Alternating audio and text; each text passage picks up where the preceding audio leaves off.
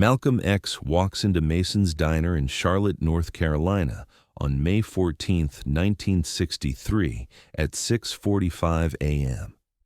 8 white customers freeze mid-bite as the bell above the door announces his arrival. He takes a seat at the counter, second stool from the register, and places his hat beside a white ceramic coffee cup. Owner Carl Mason reaches for the phone under the counter, then stops.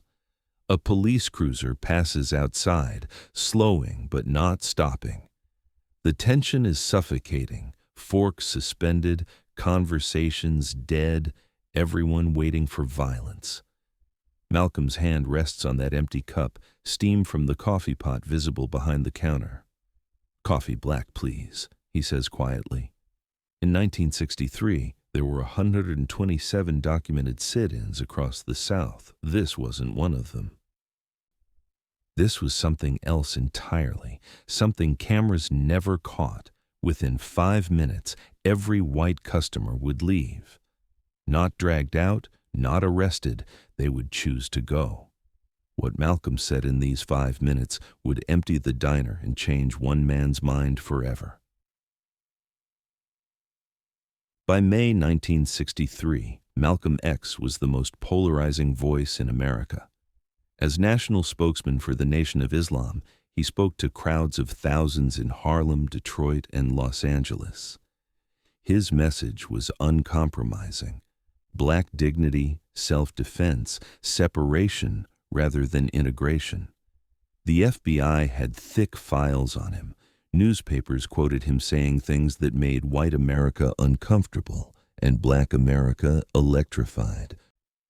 But there was something the cameras never caught, something the press never reported. In small southern towns during this period, Malcolm was conducting his own quiet experiments. No announcements, no media. Just one man walking into spaces that said he didn't belong. Charlotte was chosen deliberately, a moderate city with visible segregation but relatively little violence. It wasn't about headlines. It was about something else entirely, something more personal. Carl Mason had owned his diner since 1947. The whites-only sign went up on opening day, just like every other establishment in that part of Charlotte. He was 52 years old, a decent man by most accounts, someone who made good coffee and better bacon. His diner sat 2 blocks from the black neighborhood, close enough that black residents passed it daily, a constant reminder of boundaries. The counter had 12 stools covered in red vinyl. 6 booths lined the windows. A bell above the door announced every arrival. The smell of coffee was always in the air by 5 a.m. when Mason arrived to open. His regular customers were mill workers, traveling salesmen, and local police officers, all white. Mason wasn't cruel, but he was firm. "I've never had trouble here," he told people. That was his pride. On the morning of May 14, 1963, he had 8 customers inside when the bell rang and everything he thought he knew about his diner began to change. Malcolm removed his hat and placed it on the counter carefully. He wore a dark suit, pressed white shirt, and thin-rimmed glasses that made him look like a college professor or businessman. 8 customers stopped eating. Forks froze mid-air. Conversations died mid-sentence. Carl Mason stood behind the counter with a coffee pot in his hand, paralyzed. For 30 full seconds, no one spoke. The only sounds were the kitchen fan humming, someone's newspaper rustling, and a car horn in the distance. Malcolm's posture was relaxed. His hands were folded on the counter. His eyes looked straight ahead, not challenging anyone, just present, waiting. The tension was extraordinary because nothing was happening. Everyone in that diner knew the script. The black man would be told to leave, would refuse, would be forcibly removed or arrested. But Malcolm's calm disrupted the expected sequence. He wasn't aggressive, he wasn't confrontational. He was just there, sitting, breathing, existing in a space that had spent 16 years declaring he didn't belong. The question hung in the air. What happens next? Malcolm spoke first. Coffee black, please. His voice was quiet, polite. There was no challenge in his tone, just a customer ordering breakfast. Carl Mason didn't move. The coffee pot was still in his hand, but his arms seemed locked. A man in booth 3 stood abruptly, threw a dollar bill on the table, and walked out. The bell above the door rang, a sound that seemed to echo forever in the silence. Mason looked at the remaining customers, then back at Malcolm. Malcolm repeated himself. Just coffee, I can pay. He placed a 50-cent piece on the counter, exact change plus a generous tip. Mason's dilemma played across his face.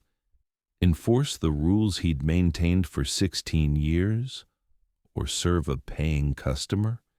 2 more men at the counter stood up and left without paying, leaving their food half-eaten. Now there were 5 customers. The tension was rising. Mason's hand was shaking slightly as he poured the coffee. He placed the cup in front of Malcolm. A white ceramic cup with a small chip on the rim. Steam rose between them. Malcolm lifted the cup but didn't drink immediately. He just held it, the warmth in his palms. Every eye in the diner watched that simple gesture. A woman in booth 5 whispered to her husband, "Should we go?" Her husband didn't answer.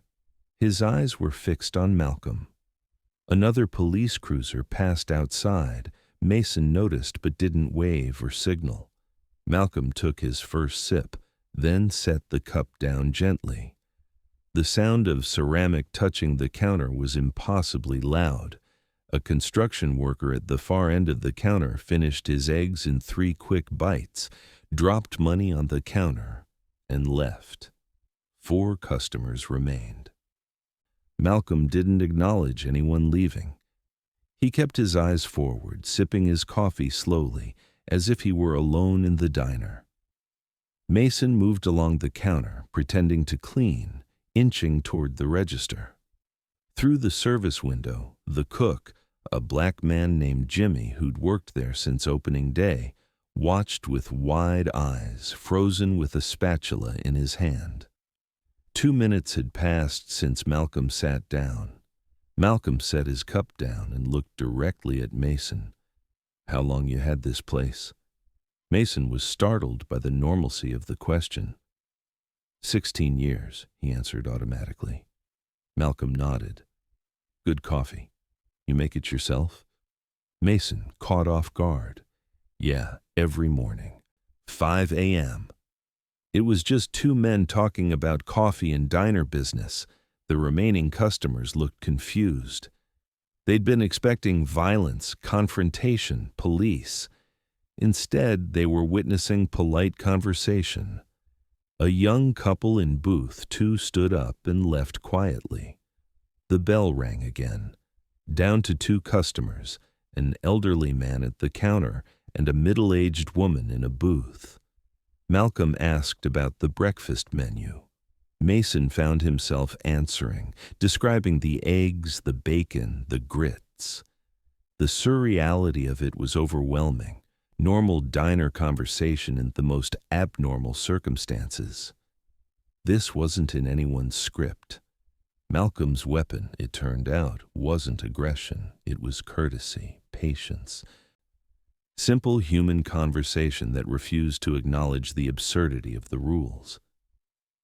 The elderly man at the counter, Thomas Brewer, 67, a retired mill worker, spoke up. "You're that Malcolm X fellow. Saw you on television." Malcolm turned to him. "Yes, sir, I am." Brewer studied him for a moment. "You here to cause trouble?" Malcolm's answer was direct. "No, sir, here for coffee. Maybe eggs if the cook's willing." Brewer looked at him for a long moment, then grunted. "Well, Coffee's good here. He went back to his breakfast. Didn't stand up, didn't leave. Just kept eating. Mason watched this exchange with something shifting in his expression. The woman in the booth stood up, seemed ready to leave, then sat back down. 3 customers remained now, and the atmosphere was changing in a way no one could have predicted. Malcolm finished his first cup. Could I get a refill? Mason poured without hesitation this time. His hand was steadier. 4 minutes had passed since Malcolm entered. The diner hadn't exploded. No one had been hurt. Everything and nothing had changed. The kitchen door swung open. Jimmy, the cook, walked out, crossing a line he'd never crossed in 16 years of working there. He was a black man in his 50s, quiet, dependable, someone who'd always stayed in the back. Now he stood beside Malcolm at the counter. "I'll make his breakfast," he said. Mason stared at him. "You don't have to—" Jimmy cut him off. "I know, I'll make it anyway." It was an electric moment. Boundaries that had seemed permanent were dissolving in real time. The elderly man, Brewer, nodded slightly and stayed seated. The woman in the booth asked for her check, left exact change, and walked out calmly, not fleeing, just leaving. The bell rang. 2 white customers remained. Jimmy returned to the kitchen and started cooking. Malcolm and Brewer sat in silence, drinking coffee. Mason leaned against the back counter, arms crossed, clearly thinking hard about something. 5 minutes had passed since Malcolm walked through that door. Everything had changed, and it had happened so quietly that no one could say exactly when. Thomas Brewer finished his breakfast, counted out exact payment plus a tip, and stood. He looked at Malcolm. "Good luck to you," he said simply. Malcolm replied, "Thank you, sir." Brewer walked out. The bell rang for the final time that morning. Now it was just Malcolm, Mason, and Jimmy in the kitchen. The diner was empty. It was 6:52 a.m. The breakfast rush was over, though not in the way anyone expected. Mason poured himself a cup of coffee and stood across the counter from Malcolm. "You got what you wanted," he said. "Diner's empty." Malcolm looked at him. "That's not what I wanted." Mason frowned. "Then what?" Malcolm didn't answer immediately. From the kitchen came the sound of eggs frying, bacon sizzling. The smell filled the diner. Mason waited. Finally, Malcolm said, "I wanted breakfast, and to be treated like a man." The simplicity of it landed hard. Mason was silent, processing. Jimmy came out with a plate, eggs over easy, bacon, wheat toast, grits on the side. He placed it in front of Malcolm. "Thank you," Malcolm said.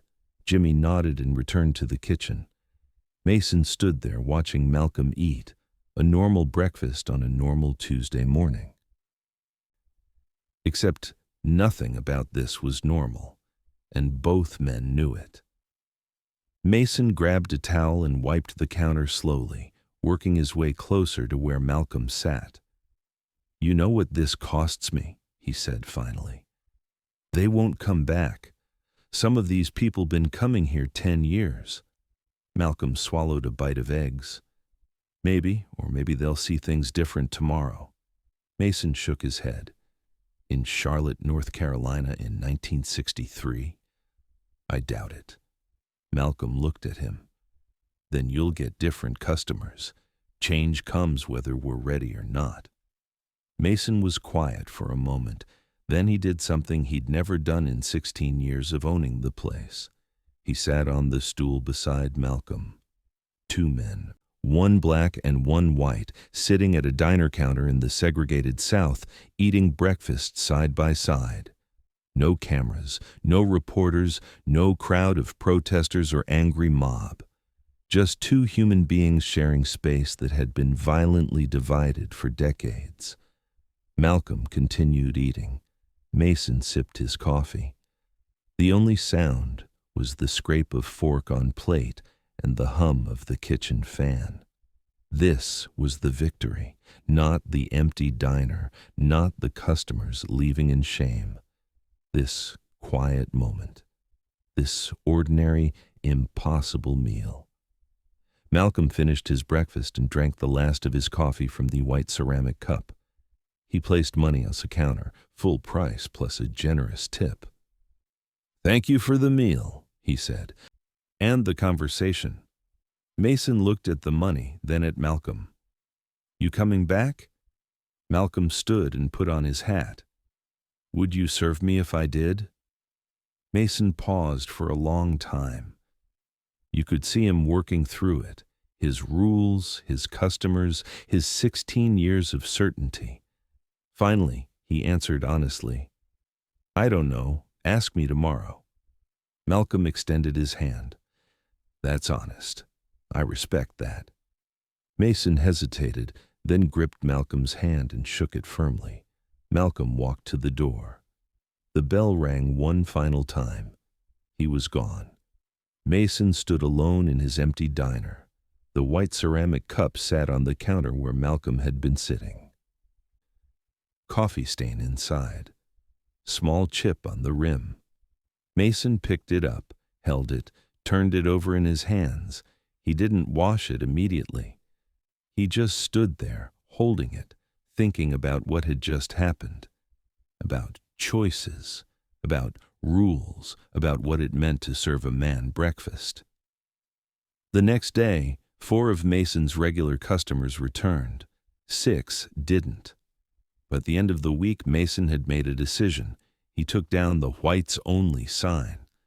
There was no ceremony, no announcement, no press release. He just removed it one morning before opening and threw it in the dumpster behind the building. Some customers never came back. New ones started coming, black and white, both.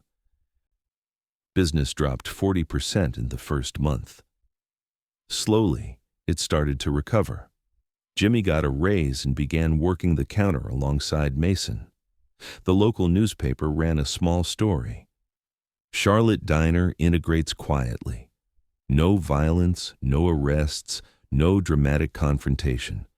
Just change, happening in the way change sometimes does, quietly, almost invisibly, one decision at a time. Malcolm X never returned to Mason's Diner. He moved on to other towns, other diners, other quiet tests of courage that cameras never captured. His visit that morning was never mentioned in his major speeches or interviews. To history, it barely exists. But for Carl Mason and the handful of people who were there, it was everything. Years later, Mason's Diner became quietly known as the place that changed without fighting.